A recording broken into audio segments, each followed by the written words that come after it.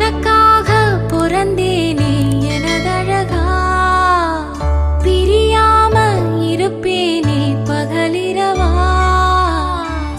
உனக்கு வாக்கப்பட்ட வருஷங்க போன என்ன போகாத உன்னோட பாசம். என் உச்சி மோத பாதம் வரை என் புருஷ ஆட்சி ஊர் தெக்காலதான் நிற்கும் அந்த முத்தாலம சாட்சி. மனைவிமார்களை போற்றுங்கள், மனைவிகளுக்கு சமத்துவம் கொடுங்கள், மௌனமாக ஏறுங்கள், அன்பை பரிமாறிக்கொள்ளுங்கள். வேதாத்ரி மகரிஷி ஏற்படுத்தி வைத்த மனைவி நல வேட்பு விழா.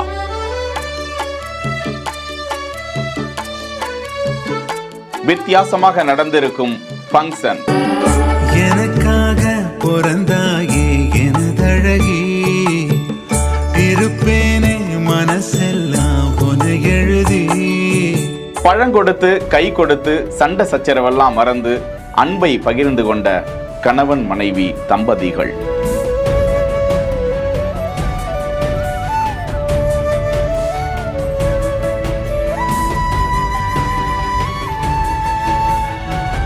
பெண்ணினுடைய பெருமையை ஒவ்வொரு ஆண்களும் உணரணும், ஏன் பெண்களே கூட உணரணும். கணவன் மனைவி அன்பு அது எப்படி, அத உணர்ந்தவங்களுக்கு தான் தெரியும். தன்னுடைய வலியை சுமந்துக்கிட்டு குடும்பத்தை கடைசி வரைக்கும் காக்கிறவரு அந்த குடும்பத்தின் தலைவன் கணவன். கணவன் கொடுத்தாலும் கொடுக்காவிட்டாலும் கஷ்டப்பட்டு அந்த குடும்பத்தை பொறுப்போட நடத்துறவங்க மனைவிமார்கள். சிறிய சிறிய வருத்தங்களுக்கு கூட கணவன் மனைவிமார்கள் நீதிமன்றத்தை நாடி அந்த அன்பை முறித்து கொண்டு தலைவன் தலைவி படத்தில் வருவது போன்று புழுங்கி தவித்துக் கொண்டிருக்கிறார்கள். சரி, மனைவி நல்ல வேட்பு நாளுக்கு வருவோம். இந்த கொண்டாட்டம் எங்க நடந்திருக்கு?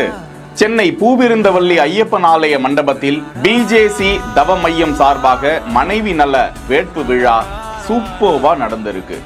100க்கும் மேற்பட்ட இளம் ஜோடி முதல் முதிய தம்பதி வரை அந்த விழாவில் கலந்து கொண்டு வேதாத்ரி மகரிஷி கூறிய கருத்துக்களை உன்னிப்பாக கேட்டனர். ஒவ்வொரு ஆணுக்கும் தங்களது தோளுக்கு தோளாக நின்று குடும்பத்தை தாங்கி வழி நடத்தி செல்லும் வாழ்க்கை துணையை போற்றி நடத்துங்கள், நன்றியுடன் வாழ்வதற்காக உங்களது வாழ்க்கையை அர்ப்பணியுங்கள் என்று வேதாத்ரி மகரிஷி கூறியிருக்கிறார்.